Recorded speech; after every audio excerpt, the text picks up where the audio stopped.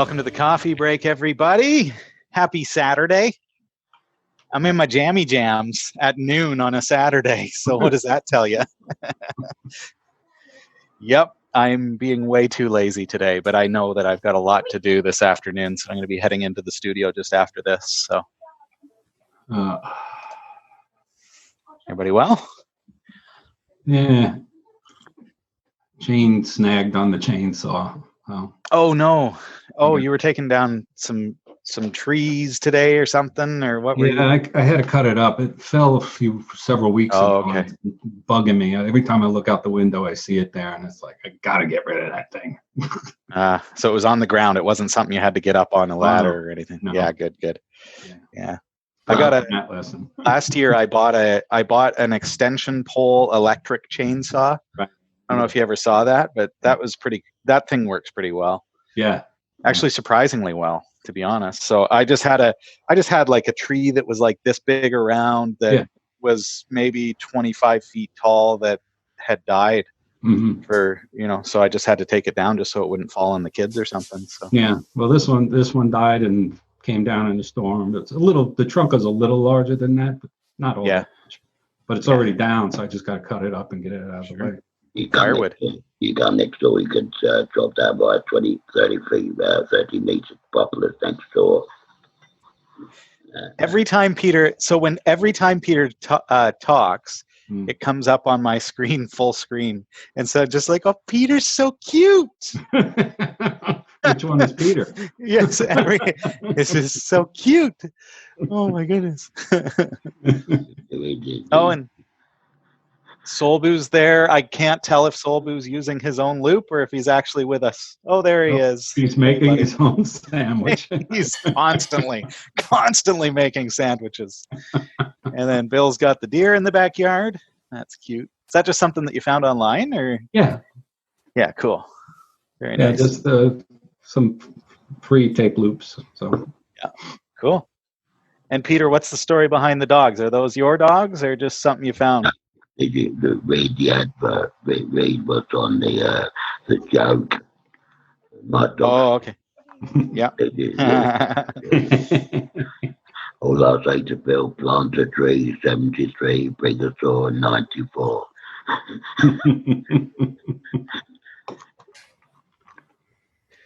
I got a notification last night that the new HDMI repeaters have shipped and they'll be here Friday. So cool. That's good news. So won't be here in time for Wednesday's show. So I'm still going to be makeshifting it probably in the producer's bridge. But we'll get through. We'll get by. ABP9 just arriving. Good morning. How do you do? Very good. How about you? I'm good. Good, man. Where were we at? We were talking about security and MikroTik and everything, and then I'm all ready to start that conversation. All right, let's go. All right, then, not a problem. So here's my setup. Right, I have a UVerse modem, and I know it's just a modem, but it does provide for protection in terms of it doesn't let anything connect internally. Okay. However, the downside of that is that I've read, and the technician has confirmed that it also publishes, I think, to AT&T, publishes the MAC addresses of all the devices inside my private network. So for that reason, I have a Netgear router that is the only thing that's attached to the modem, and I connect everything via the Netgear router and or other routers that are internal to the house. Good. So the only thing that the modem knows about is the Netgear router, and that's the only MAC address. WAN port. That's the only MAC address that it publishes, right? Assuming that it's I have no reason to believe it doesn't do that. So Yeah. okay. So here's my thing. The other thing it prevents, because of the fact that it doesn't allow any kind of the modem provides the firewall in terms of it doesn't allow any kind of network connection incoming. By the way, as you've already mentioned in previous coffee breaks, it does also, the modem provides for a 5 gigahertz and a 2.4 gigahertz Wi-Fi connection that I do not use for the same reason. I let the internal Netgear router do all that for me. It too offers 5G and 5 gigahertz and 2.4 gigahertz Wi-Fi internal. So I control that as much as I possibly can, right? But what I'm trying to understand, and I think I've done all that I can reasonably do to make that happen. Disabled the Wi-Fi modems in the Wi-Fi access points in the actual internet provider provided device, and I'm using all of my access is through the internal routers. Yeah. So I've done all I can, I think, reasonably to actually make all that work. I've done all kinds of other stuff, like, if I don't know the MAC address of the device, it just simply won't connect to even the internal network, stuff like that. Yeah, that's good. So, I feel like it's pretty good. But here's the thing. One thing I cannot do, as I mentioned in yesterday's coffee break, is that I cannot allow for any kind of, I cannot SSH in, as I used to be able to do on my old DSL. I used to be able to SSH in by port forwarding. Yeah. But the modem does not allow that. The internet service provider provided modem does not allow for that kind of port forwarding. Yeah. And it sounds like from all the forums that I've read and all that, it sounds like my only option really is to what's called bridge the modem. Yeah. And if I do that, my concern then becomes, okay, the internet service provider modem is my first wall of defense, right? It's at least stopping incoming connections, for which I'm grateful. My internal router is also set up to do the same, right? But at which point, how do you decide I understand. If the Netgear router is strong enough, or whatever router you've got is strong enough to be able to do what the to do what the AT&T modem's doing for me already? You've just that's really got a dual firewall. Yeah. Right. Yeah. So that's good. You're recommending the MikroTik, and I understand why. But at the same time, I get that it's not open source, but at least an open operating system that hopefully does not phone home. That's the biggest concern I have. What all is it doing when it's phoning home, right? So I get that. I get that, and I like that. Well, I don't care if the modem phones home. I already know the internet service provider is transparently looking at everything I do. I can't and that's my concern. BP9, that's my concern. And like so anyone who's watching this on demand later, like, that your modem is doing that, and you understand that they're monitoring traffic and connected devices and all those kinds of things. So you're fixing it. But the average Joe user just plugs in their modem and uses it because it works. Even people at work, at work a couple of jobs ago, would do the same thing, and I'd say, "Why are you doing that? Don't you know that this modem, the universe modem, is publishing back to the provider all not only that, the devices that are on your network, on your internal private network?" Yeah. But not only that, but also, quite often, as is the case with the ISP for the internet at the studio. So when they installed the internet, they said they have remote access to the router. Sure. And I said, well, we need to disable that. To the modem, right? The modem it has a built-in router, yes. Okay, so be careful, because when you say router, you might infer that you're talking about the internal router, my internal Netgear router. They don't have access to that. No. Right. Your modem has a built-in router. Yes. That's how, understood. and it has a DHCP server and a firewall built in. Right. So the modem is basically a chip.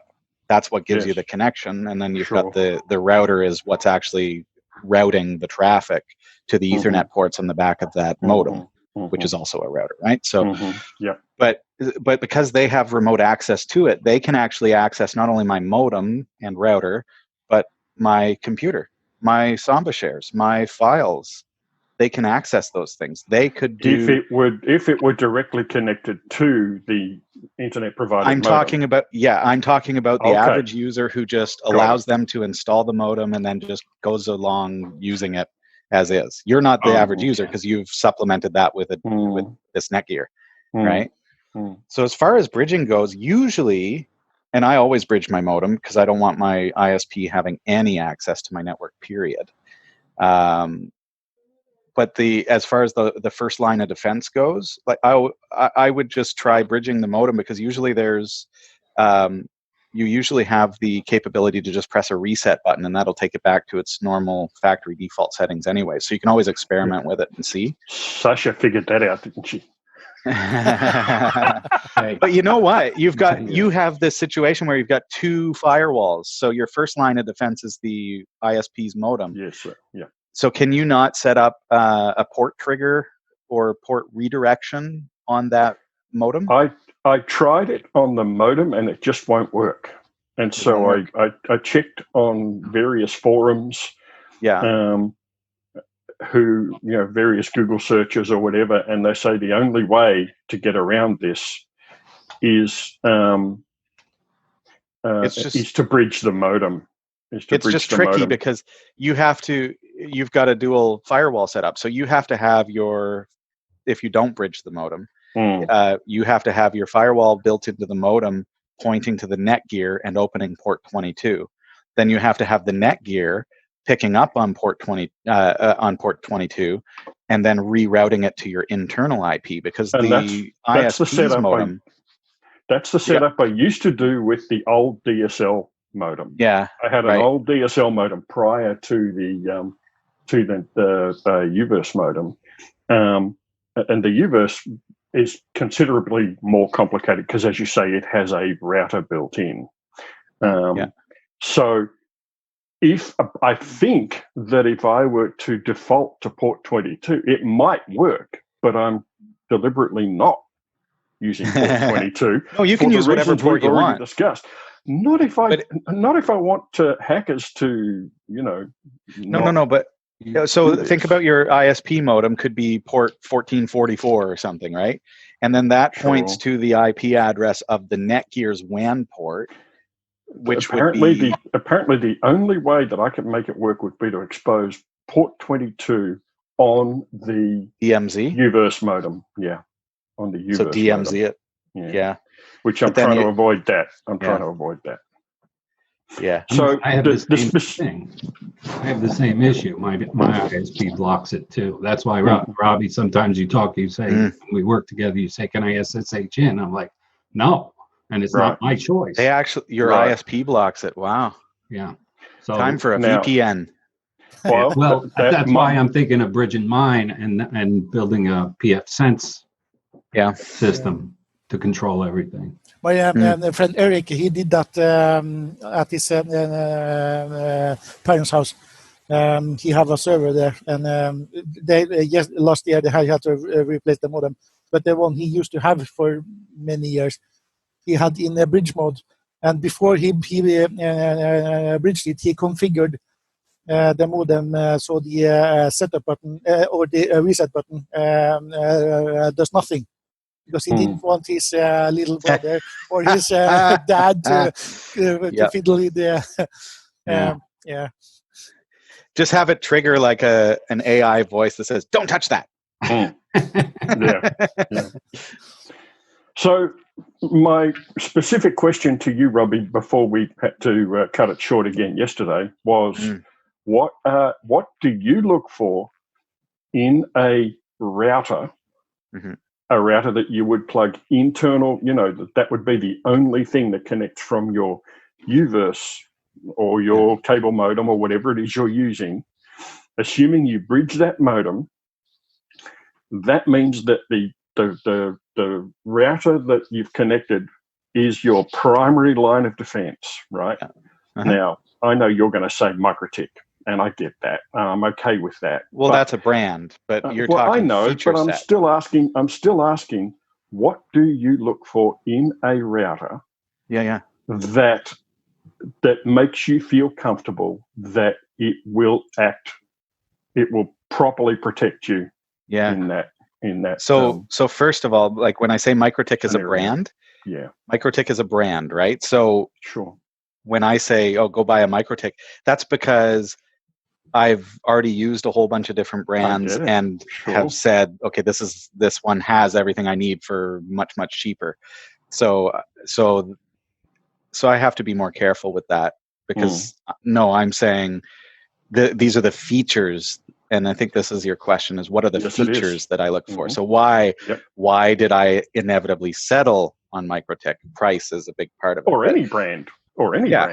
So it can be any brand. So so two things I think are key for me. One is I want it to have the capability of controlling how it caches things.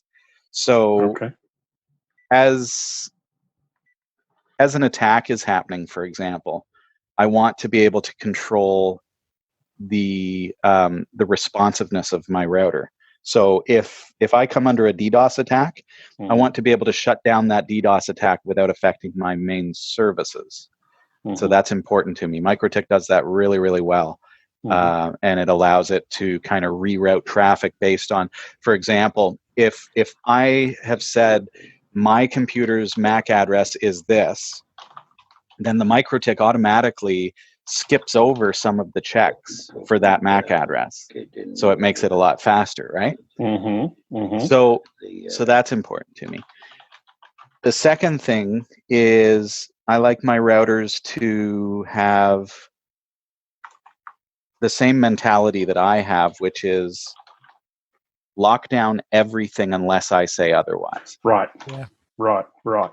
By default, everything should be locked down. My router should be about security, so I shouldn't have to look at it and say, "Oh, that's open. I need to close that." That's the mentality of the ISP. Universal plug and play. Yeah, exactly. I want when everything to be. That, I did not know that my old router had UPnP enabled for so long before I just happened to run across it in a netcast somewhere. You should turn off UPnP, and here's why. Oh no, I had no idea. All of the printers that the Canadian hacker printed to, it's because of UPnP. Ouch. Like 500,000 printers. It's got to be locked down completely securely unless I say I want to open that. And when I open that, I don't want just rudimentary it's on or off like DMZ. I want to be able to control the traffic. So and that's part of it. So maybe that's three things, but I think that's still part of the routing aspect, in that I don't want to just say, yes, I'm going to allow SSH, which is that's what you do with the Netgear. I want to say I will allow SSH to this IP address because this is my home computer. I will allow it only with this SSL cert. I will allow it only from the country of Canada, and everything else I want it to go through these filters before it's allowed, or just block it all outright. So to be clear, the Netgear router, and in fact the one I had prior to this one, is quite happy to accept and port forward SSH on a custom port. It does not have to be port 22. But it's either open or closed. That's true. Now, what I have not heard about, and this was what surprised me yesterday, was when you described how you could configure it so that you needed an SSH cert or an SSL cert to even be able to negotiate that connection, to even be able to open that connection from outside. That's something I've never heard of before. That gets really sophisticated. It sounded a lot like a port knocking, only as not. I don't think that it's all what you are having. Say again, Solbu. Explain to me what it is you mean by that. Yesterday when Robbie mentioned that he had something that you had to be authorized in order to initiate the connection. It sounded like an old-fashioned port knocking, but I'm not sure that is what he was talking about. You said port knocking? Yes. You are I've never heard pinging, the term. I've never heard it either. I don't know what that means. Yeah, port knocking is you are pinging. You use some scripts to do that.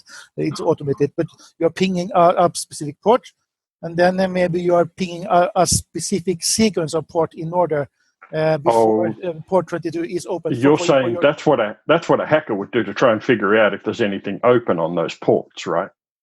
No, port knocking is you need to and you are configuring what that sequence is.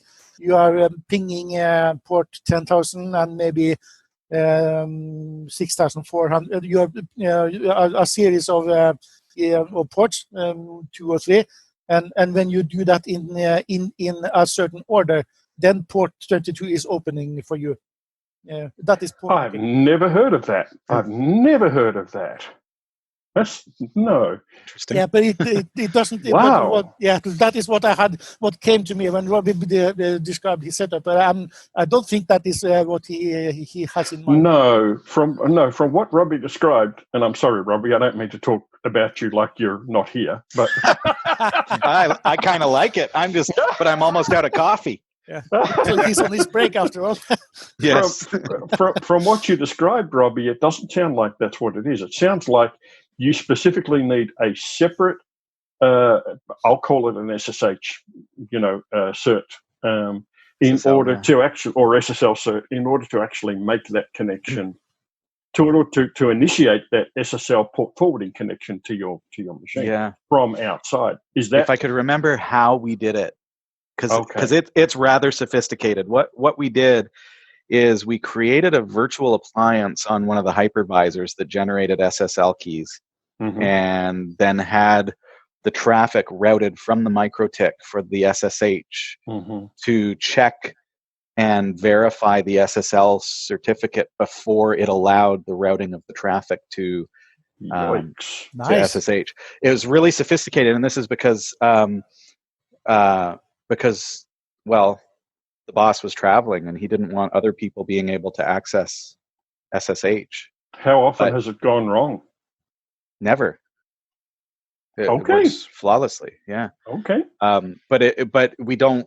I subscribe to the mindset of block everything unless I approve it. So with this capability or this setup, we were able to open it up to him, but no matter where in the world he is, but yet still block it from any geographic region that we didn't approve, except if it was him that was there.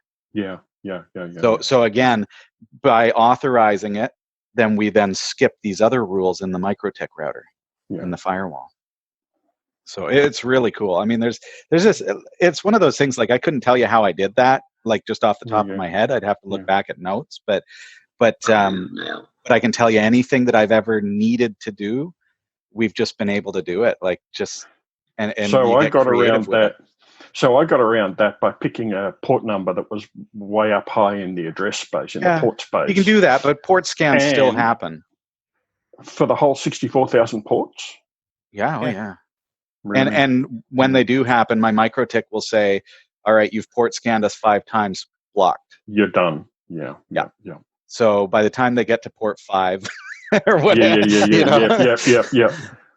Yeah, but another way to, which is maybe the usual way to do this kind of security that Robbie has of certificates, is to have an SSH key and set up your server to accept, in order for you to connect without entering a password on the SSH. And that's what I do. And that's what I do anyway, right? Yeah, I mean, that was the very first thing I set up before I even moved the the SSH to a custom port. But the step that many people forget is that once that is working, disable disable password authentication in the SSH server. I've done that too. I've done that as well. I mean, I've had it happen before where I've changed the key but forgot to change. I've changed the public key on the server, but forgot to change the private key or whatever it is. Whatever sequence, and it it says, "Yep, the key failed, and you don't have any other ways to authenticate, so you're not getting in." Yeah. The other thing I like to do, like to supplement my SSH protection, is just have a single unit, which is quite often an Odroid XU4 or some other SBC, but just a single unit that's allowed to receive SSH connections. And then that unit has LAN access to other resources on my LAN. Right. So, because sometimes people will open, I'll have 10 ports open in my firewall so that I can SSH to this computer and SSH to that computer and that computer. Sure. And then you get lax on your security on one of those computers and boom, it's an entry point for ransomware. So instead I have just one computer that I SSH to, and quite often I'll use a reverse SOX proxy to SSH to that. And then I can access my network resources. Now, when you say the Odroid has access, it sounds like Peter's gotten on the phone. When you say the Odroid has access to the network resources, does that are you implying also the network drives? Sure, Samba shares, yeah. Well, then how is that any different to SSH from into any other machine that has that same access? Surely the Odroid also is an entry point for ransomware. Oh, absolutely. But because I only have that one device, I can harden that device very securely, and I can stay on top of keeping that device hardened versus having to harden every device on my network, which are supposed to be LAN, right? So I have one device that is WAN accessible, and that device has CSF LFD with the capability of blocking IP addresses based on failed login attempts, based on region specific stuff. So is that the Odroid that's doing that, or is that the MikroTik that's doing that? The MikroTik would route the traffic to the Odroid. The Odroid would have CSF as a final line of defense. Okay. And we have a few minutes. My router setup is a little different. Instead of having a small box that you guys probably have, I have a full-blown desktop with the two network cards in it. It's in my basement, and it's running a Linux with an IP tables script that I use, and the modem is in a bridge because I want and the main reason it's in a bridge is because I want my server to have the public IP, and I do all the hardening on that. Yeah, that's cool. So consider this, just going back to the question, like, how did I settle on MikroTik? I used to use monowall and pfSense in a very similar scenario as you, with a PC with multi-NIC, and then when you realize that something like a MikroTik can use a tenth of the power. But I also have my mail server and a web server on that thing, so it's multitasking. That I wouldn't do. I would always separate those into different devices. Yeah, but now that I have my new server, I might during the summer, when I get a few more drives in it, I might use that as the main server for things. Yeah, that's cool. But my router server it's not using a monowall or a minimalist. It's a full-blown Linux. Yeah, like Linux without IP tables. Yeah, I got you. No, it's a full-blown. The only thing for my normal desktop is that it doesn't have a graphical. Yeah, but it's. Do you have Bind9 running your DNS and everything on that as well? Yes. And the HCP on there as well. Yes. Cool. Yeah, that's another way to do it. I am like, I don't know if it's because I turned 40 and suddenly I'm like, I just want a little box that I can just plug in. Yeah. I've gotten lazy. I'm like, I'm buying Lenovo laptops and HP desktops. Yeah, and I do get that. One of the things I do get concerned about is once you can SSH into the main machine, now you've got access to everything, and that does bother me. No, once you've me. SSH'd into the main machine, and presumably the XU4 in my case, now you have to authenticate to get access to the network resources within that machine. Right. You can't do it as the user who accesses it, which is a low-level user. Yeah. No, you can't access anything with that access. Now you have to elevate your user access to a user account on the system that has access to those resources. Okay. But that user account is not allowed to connect to SSH. You have to connect first, then elevate. Okay. Yeah. Are you sure you didn't used to work at NSA at one point? I like it. I like it, but as with all homegrown security type solutions, the more secure it is, the more you have to do to get normal access to your I'm fine with that. Security is a necessary evil. I'm well aware of it. I have no problem with that. I'm well aware of it. So, yeah. Hey, Robbie, do you know off at the top of your head the model of that MikroTik you're working with? No, however, I did mention it on the show this week. And if you go to cat5.tv/MikroTik, it's the only one listed because it's the only one I've talked about so far. Okay. So. And it gives good Wi-Fi performance, even though it doesn't apparently have any antennas hanging off of it. It's fantastic. Yeah, I use one in our basement in the cellar, and it does the Wi-Fi all the way up to the top floor of the house. Nice. I don't have any Wi-Fi. Wi-Fi. It works really well. No, I couldn't live without it really these days. I didn't used to love it, but now I'm just like it's just too convenient. So yeah. When you've got phones and tablets and all that, all need to and I'm using voice over IP now, and all this stuff. My main reason for not we are about to end, but my main reason for not using voice for Wi-Fi was that the place I lived, it was 70 other condos in all around me. But now so it was here pretty I am congested. It was over security reasons. I didn't want anyone just sitting in a car outside and hacking into my. That's when you shut off. That's when you shut off SSID and you don't let anyone connect unless you know the MAC address of the device it's connecting over Wi-Fi. Watch out for our series. I'm going to be showing you some really cool stuff on the MikroTik for the Wi-Fi. SSID is not the greatest security choice. Yeah, I'm gonna just put this out there as a final thought. One thing that I hold true to and that is really good food for thought is that saying. It's a cliche, but it's so true. Security through obscurity is not security. Oh, I agree. Yes. And just remember that as you're taking an approach to your router, to your setup, obscurity is not any amount of security. So just remember that. And that will help. That'll help guide your decisions. Moving my SSH port was not a move to obscurity. It was just a question of avoiding the hackers who. It will cut it down 10 times. Big time. Yeah. Yes. Because there are script kiddies out there that just have a script that just scans IP addresses for port 22. Yep. So you just cut all those script kiddies off. Right. It's the good ones who know what they're doing that you got to watch out for. I know. And I don't know if you how really strong. want to find out if your router is secure, the GRC's Shields Up page is excellent. Yeah. I also use that as well. Very good. Very good. Guys, I got to run. Bill, the deer behind you is getting really full. It's been eating for a full half hour.